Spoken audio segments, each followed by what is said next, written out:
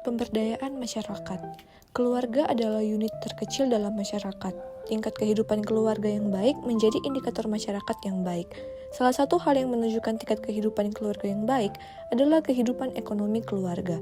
Ekonomi keluarga menunjukkan bagaimana keluarga memenuhi kebutuhan hidupnya dengan melakukan aktivitas-aktivitas produktif yang menghasilkan pendapatan.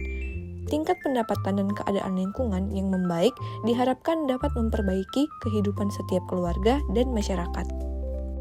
Perbaikan kehidupan atau better living merupakan salah satu tujuan dari pemberdayaan masyarakat. Pemberdayaan masyarakat merupakan proses pembangunan yang membuat masyarakat berinisiatif untuk memulai proses kegiatan sosial dalam memperbaiki situasi dan kondisi diri sendiri. Salah satu upaya pemberdayaan masyarakat adalah pengelolaan keuangan yang baik. Terkait dengan hal ini, mari kita terlebih dahulu belajar tentang konsep uang, pendapatan, tabungan, investasi, dan literasi keuangan. Yang pertama, uang. Dalam kegiatan ekonomi, uang memiliki peran yang sangat penting. Sebelum mengenal uang, orang memperoleh barang-barang yang tidak dimiliki tetapi dibutuhkan melalui sistem barter. Sistem barter adalah sistem pertukaran barang antara orang-orang yang saling membutuhkan. Contohnya, seekor kambing ditukar dengan 20 ekor ayam. Uang dalam masyarakat dapat dibedakan dalam dua jenis, yaitu uang kartal dan uang giral. Uang kartal adalah jenis uang fisik berupa kertas dan logam yang diterbitkan oleh bank sentral dan sah digunakan sebagai alat pembayaran dalam transaksi sehari-hari. Uang giral adalah alat pembayaran yang sah berupa surat-surat berharga. Yang kedua, pendapatan. Pendapatan dapat didefinisikan sebagai sejumlah uang yang diterima seseorang atau perusahaan sebagai imbalan atas layanan faktor produksi yang mereka berikan dalam proses produksi. Menurut KBBI, pendapatan adalah hasil kerja atau usaha dan sebagainya atau pencarian. Pendapatan dari faktor produksi dapat berupa gaji atau upah, sewa, bunga, dan laba. Gaji atau upah adalah imbalan yang diterima karena telah memberikan tenaga untuk bekerja dalam kegiatan produksi. Sewa adalah imbalan yang diterima saat menyewakan alat produksi yang dimiliki, seperti tanah dan bangunan, kepada pihak lain.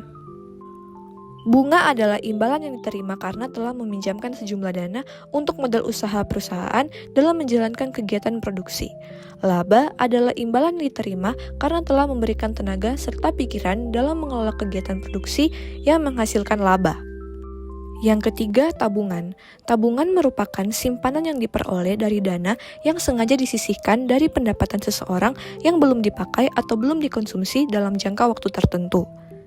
Tabungan merupakan jalan untuk mengumpulkan uang yang dapat digunakan dalam memenuhi kebutuhan kita di masa depan.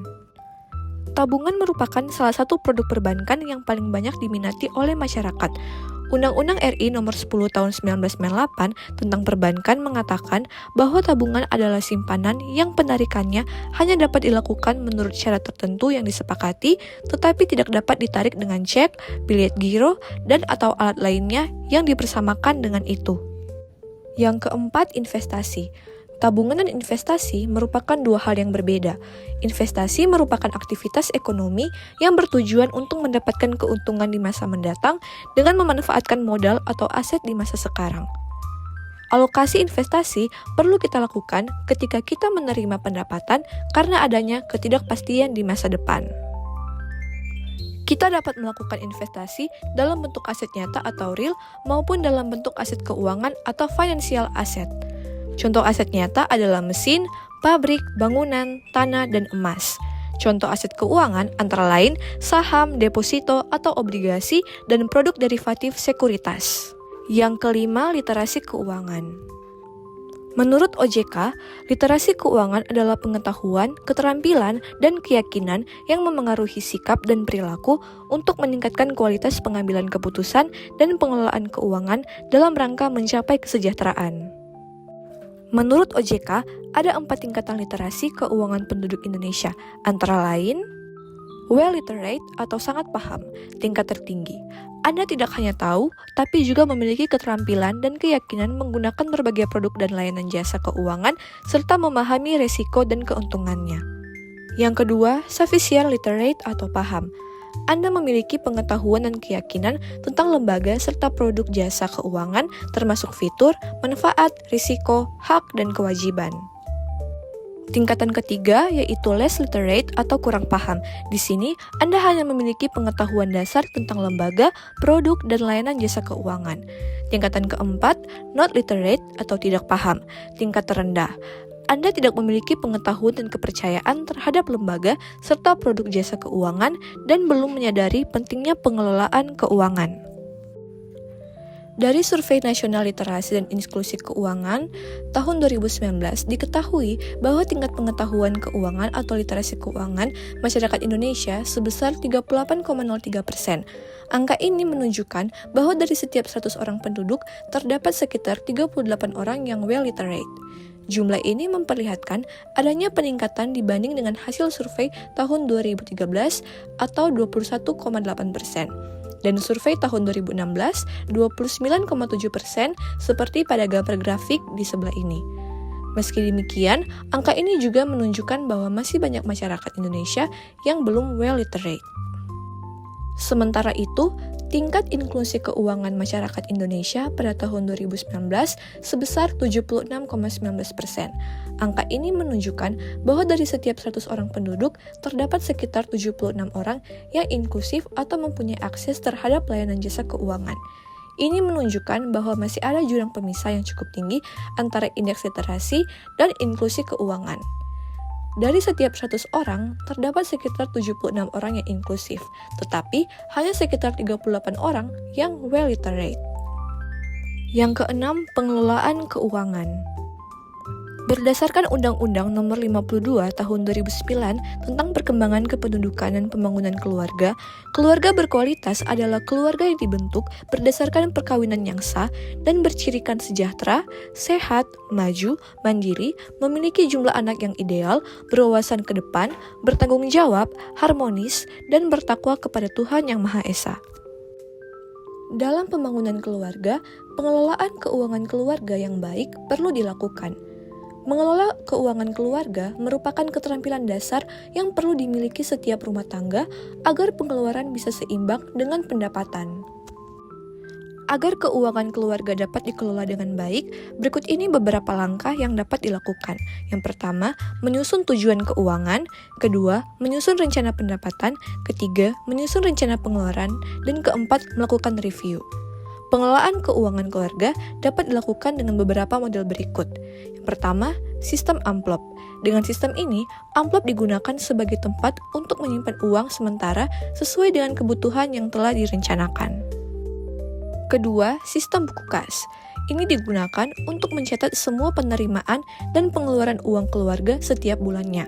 Pencatatan pada buku kas ini dapat dilakukan secara sederhana seperti pada contoh tabel berikut ini. Sistem buku kas ini dapat dikelompokkan sebagai berikut. Pertama, sistem kas harian yang menekankan pada pencatatan pengeluaran setiap hari. Hal ini biasanya dilakukan setiap hari tanpa kecuali meskipun jumlah pengeluaran relatif kecil.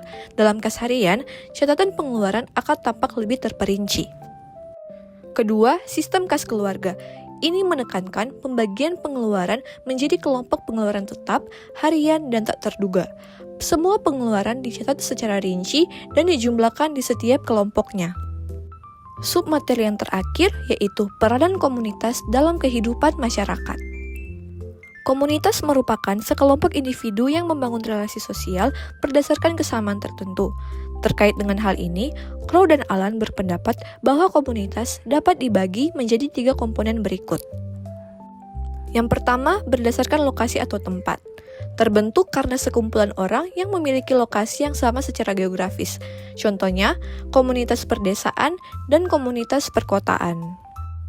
Yang kedua, berdasarkan minat. Terbentuk karena sekelompok orang yang memiliki ketertarikan dan minat yang sama. Contohnya, komunitas fotografer. Ketiga, berdasarkan komuni. Terbentuk berdasarkan ide dasar yang mendukung komunitas itu sendiri. Contohnya, partai politik. Komunitas mempunyai peranan penting dalam pemberdayaan masyarakat, karena di dalam pendekatan komunitas ada kepedulian dan partisipasi yang tinggi dari warga dalam proses pengambilan keputusan dan pelaksanaan perubahan. Dengan demikian, perubahan mendapat dukungan moral dari warga. Hal ini dapat terjadi karena komunitas memiliki unsur-unsur perasaan komunitas atau community sentiment, seperti seperasaan, sepenanggungan, dan saling memerlukan. Demikianlah materi tentang pemberdayaan masyarakat. Semoga video ini dapat bermanfaat. Terima kasih.